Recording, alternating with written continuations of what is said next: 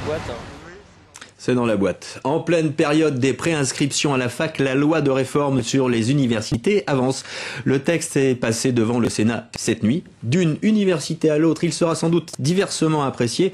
Éric Verret et Nedim Lankarevic sont allés sur le campus d'Orsay de renommée internationale pour comprendre ce qui pourrait changer. L'excellence de sa recherche est reconnue dans le monde entier. C'est l'un des atouts majeurs de l'université Paris 11 à dominante scientifique. Pierre-Gilles de Gennes enseignait 10 ans dans le campus d'Orsay avant de rejoindre le Collège de France.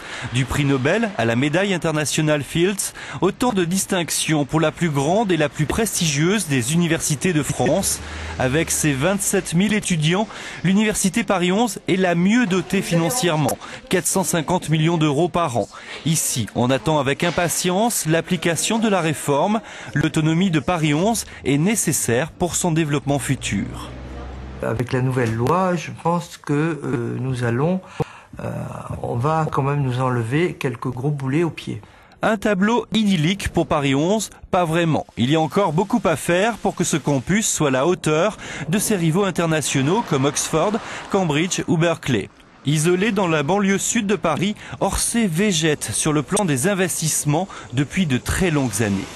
Les gros problèmes qu'on a actuellement sur ces bâtiments-là sont le changement des fenêtres, bien sûr la rénovation des locaux d'enseignement et puis donc l'électricité et la plomberie qui datent d'un certain âge. Sans oublier l'absence de lieux de vie comme un cinéma ou des boutiques et l'insuffisance de transports en commun pour relier la capitale. Vous regardez un campus comme celui d'Orsay, on n'a pas de lieu pour accueillir des chercheurs étrangers.